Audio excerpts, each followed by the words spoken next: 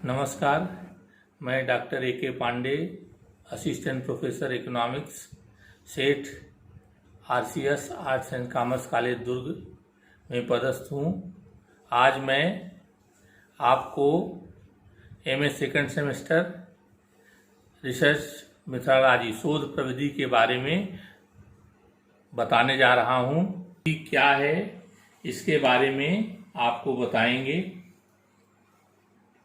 शोध वह क्रमबद्ध वैज्ञानिक अध्ययन विधि है जिसके आधार पर अर्थव्यवस्था की आर्थिक एवं सामाजिक घटनाओं के संबंध में हम नवीन ज्ञान की प्राप्ति करते हैं या पहले से प्रतिपादित नियमों की पुनः परीक्षण करते हैं, साथ ही तथ्यों के कार्य कारण संबंध को स्पष्ट करते हैं।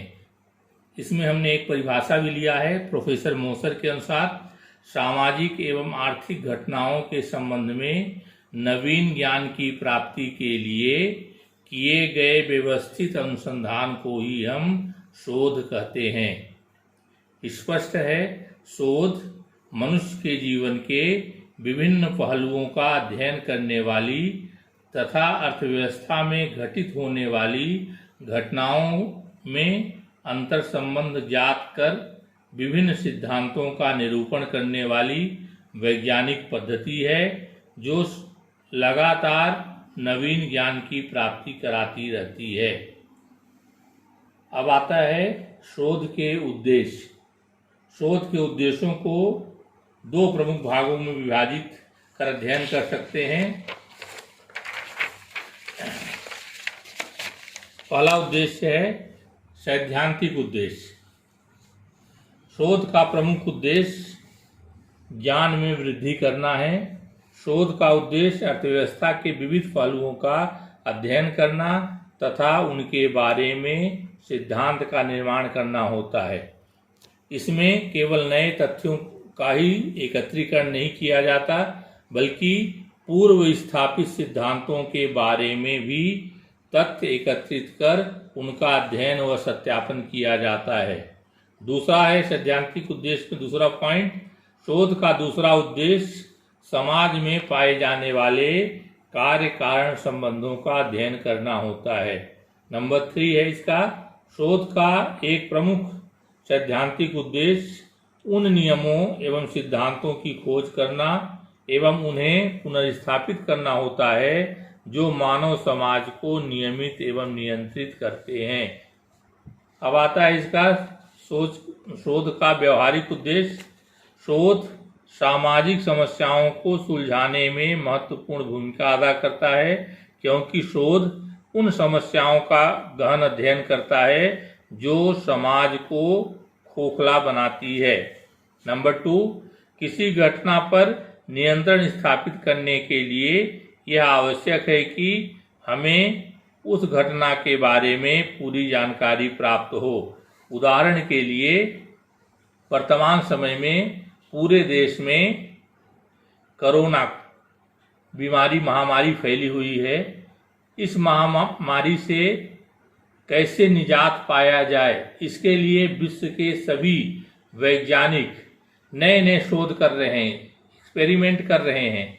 इसकी वैक्सीन कैसे निर्मित की जाए, इसका इलाज कैसे संभव हो। विश्व के सभी देश इसके बारे में जानकारी प्राप्त करने के लिए लगे हैं, साथ ही इसका इलाज कैसे संभव हो, इस पर करोड़ों करोड़ों रुपए खर्च कर रहे हैं। अब हम आते हैं शोध के प्रकार, टाइप्स ऑफ रिसर्च। शोध के निम्नलिखित 3 प्रकार होते हैं। नंबर 1, मौलिक या विशुद्ध शोध, दूसरा है व्यवहारिक शोध और तीसरा है क्रियात्मक शोध। मौलिक शोध क्या होता है? मौलिक शोध का प्रमुख उद्देश्य ज्ञान की प्राप्ति, वृद्धि तथा प्रमाणीकरण होता है, इसलिए इसकी प्रकृति वैज्ञानिक है। जो शोध अपने अनुसंधान के द्वारा ज्ञान प्राप्ति वृद्धि को प्राप्त करने के लिए होते हैं, उसे हम मौलिक शोध कहते हैं। इस प्रकार के शोध में नवीन तथ्यों की खोज एवं जांच की जाती है। दूसरा है व्यवहारिक शोध। व्यवहारिक शोध का संबंध सामाजिक जीवन के व्यवहारिक पक्ष से होता है। पूर्व में वर्णित व्यवहारिक उद्देश्यों की पूर्ति के लिए व्यवहारिक शोध किया जाता है। तीसरा है क्रियात्मक शोध। वास्तविक रूप में यदि देखा जाए तो व्यवहारिक शोध का अगला चरण क्रियात्मक शोध है, क्योंकि व्यवहारिक शोध के द्वारा निकाले गए परिणामों को विभिन्न योजनाओं के द्वारा क्रियात्मक शोध के द्वारा ही क्रियान्वित किया जाता है। अब आइए शोध की मान्यताएं। शोध को व्यवस्थित व यथार्थ बनाने के लिए शोधार्थी द्वारा जो सिद्धांत स्थापित किया जाता है उन्हें ही शोध की मान्यताएं कहा जाता है। ये मान्यताएं हैं, नंबर 1, सामाजिक एवं आर्थिक घटनाओं में कार्य कारण संबंध स्थापित करना। नंबर 2, आर्थिक घटनाओं के नियम या अनुक्रम। नंबर 3, आदर्श प्रारूपों की संभावना। नंबर 4, प्रतिनिधि निदर्शन की संभावना। नंबर 4, नंबर 5, तटस्थ अध्ययन की संभावना। अब जो इसमें मेन है, शोध के प्रमुख कारण, मोटिवेटिंग फैक्टर्स ऑफ रिसर्च, इसमें है पहला पॉइंट है इसका, अज्ञात को जानने की इच्छा। अज्ञात को जानने की इच्छा शोध का जो सबसे पहला प्रमुख जो चरण है वो तथ्य हुए है अज्ञात को जानने की इच्छा। जो चीज हमको ज्ञात नहीं है उसी के बारे में हम जब जानने की हमारे मन में इच्छा होती है और कुछ नई जानकारी प्राप्त करना चाहते हैं तो उसके बारे में उसकी खोज करते हैं, शोध करते हैं, रिसर्च करते हैं उसके बारे में। दूसरा इसका है कार्य कारण संबंध। कारण जानने की इच्छा। ये कोई भी, जैसे मान लीजिए अभी वर्तमान समय में कोविड-19 कोरोना की जो महामारी फैली है, ये क्यों हुआ, इसके पीछे क्या कारण है, इसकी जानने के लिए जब तक हम उसके कारण को नहीं जानेंगे तब तक हमारा शोध सफल नहीं होगा। किस कारण से ये फैला हुआ है, इसके पीछे क्या इसका कारण है, उसके बारे में हम जब तक जानकारी प्राप्त नहीं करेंगे तब तक हमारा शोध पूर्ण नहीं होगा। नवीन तथा अप्रत्याशित परिस्थितियों का प्रकट होना।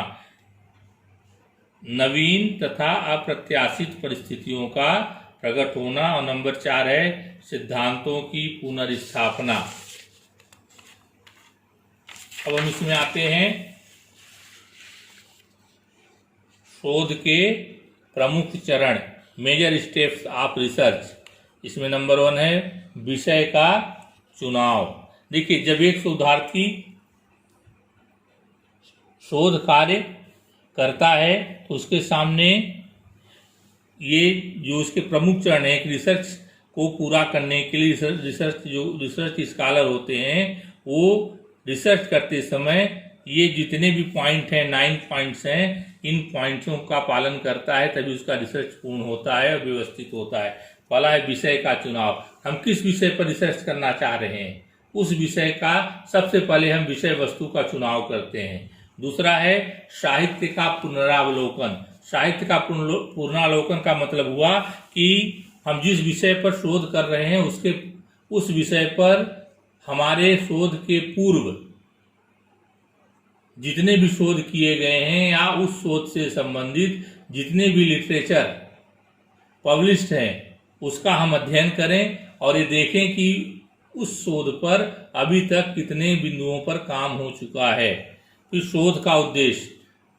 कोई भी शोध बिना उद्देश्य के पूर्ण नहीं होता। जब तक हम अपना एक उद्देश्य निश्चित नहीं करते तब तक किसी कार्य को हम पूर्ण नहीं कर सकते। शोध का तीसरा प्रमुख जो चरण है वो है उसका उद्देश्य, किस उद्देश्य के लिए हम शोध कर रहे हैं। और चौथा है हाइपोथेसिस, परिकल्पना, उप परिकल्पना भी इसको हम बोलते हैं, प्रकल्पना का निर्माण, हाइपोथेसिस का निर्माण करना। नंबर 5 है समंकों के संकलन की उचित विधि का चुनाव। जब हम रिसर्च करते हैं तो आंकड़े एकत्रित करने पड़ते हैं हमको। आंकड़े एकत्रित करने की हमारी विधि क्या है, उचित विधि, कौन सी विधि हम अपनाएंगे, उस विधि का हम सबसे पहले उचित विधि का चुनाव करते हैं। फिर जो आंकड़े एकत्रित करते हैं उनका व्यवस्थितीकरण करते हैं। फिर है संदर्भ एवं फुट नोट का चयन एवं उपयोग। संदर्भ ग्रंथ हमने कहाँ से इनको प्राप्त किया है, फुट नोट। रिसर्च जब हम करते हैं तो शोध जो रिसर्च स्कॉलर है वो देखें कि थीसिस में नीचे फुट नोट हम लिखते हैं कि ये किस पेज से कहाँ से लिया गया है। फिर है शोध प्रस्तुत करने के लिए शैली को विकसित करना। एक व्यवस्थित, चूंकि शोध को हम वैज्ञानिक ढंग से करते हैं इसलिए उसकी शैली अच्छी, सरल, जो सबके समझ में आ जाए, इस प्रकार की शैली को हम अपनाते हैं। और लास्ट में संदर्भ सूची होती, संदर्भ ग्रंथ सूची। संदर्भ ग्रंथ सूची का मतलब हुआ कि हम किन किन पुस्तकों का सहारा, किन किन पत्र पत्रिकाओं का सहारा अपने शोध में लिए हैं, उसको हम इंग्लिश में बोलते हैं बिब्लियोग्राफी। लास्ट में उसको ऐड करते हैं। फिर है शोध की उपयोगिता या महत्व। पहला पॉइंट है अज्ञानता का नाश। नंबर 2 समाज कल्याण में सहायक। और नंबर 3 है सामाजिक प्रगति में सहायक। नंबर 4 सामाजिक आर्थिक नियंत्रण में सहायक। नंबर 5 सामाजिक विज्ञानों की उन्नति में सहायक। और नंबर 6 है सैद्धांतिक उपयोगिता। अब अज्ञानता का नाश का मतलब क्या हुआ, समाज में अनेक समस्याएं केवल इसलिए हैं क्योंकि उसके संबंध में हमें पूर्ण जानकारी नहीं है। सामाजिक शोध के द्वारा या आर्थिक शोध के द्वारा समस्याओं का वैज्ञानिक अध्ययन करके उनके कारणों एवं निवारणों की विवेचना की जाती है, जिससे कि अज्ञानता का नाश होता है। नंबर 2 इसका है समाज कल्याण में सहायक। समाज कल्याण में सहायक का मतलब हुआ समाज कल्याण का कार्य सही वैज्ञानिक पद्धति का प्रयोग करते हुए यदि किया जाए तो यह विभिन्न समस्याओं को सुलझाने तथा समाज कल्याण की दिशा में उचित रूप से कार्य करने में सक्षम है। तीसरा पॉइंट है सामाजिक प्रगति में सहायक। सामाजिक प्रगति अर्थात लोगों के कल्याण में को यदि वैज्ञानिक आधार प्रदान किया जाए तो उसे सामाजिक प्रगति की संभावना को बढ़ाया जा सकता है। नंबर 4 है सामाजिक आर्थिक नियंत्रण में सहायक। किसी भी घटना पर नियंत्रित स्थापित करने के लिए आवश्यक है कि उसके बारे में हमारी जानकारी पूरी हो, तभी हम उस पर सफलता प्राप्त कर सकते हैं। नंबर 5 है सामाजिक विज्ञानों की उन्नति में सहायक। शोध में केवल समाचारों या सामाजिक घटनाओं का ही अध्ययन नहीं किया जाता, बल्कि इस कार्य को अधिकाधिक सफल बनाने के लिए नई प्रविधियों, यंत्रों आदि का आविष्कार किया जाता है, जिससे कि शोध सफल हो। और लास्ट पॉइंट है सैद्धांतिक उपयोगिता। क्योंकि शोध में सामाजिक आर्थिक घटनाओं का निष्पक्ष विश्लेषण किया जाता है तथा निरंतर ज्ञान में वृद्धि संभावना रहती है, अतः यह कहा जा सकता है कि सामाजिक शोध के द्वारा मानव समाज उसी प्रकार दिशा निर्देशित होता है जिस प्रकार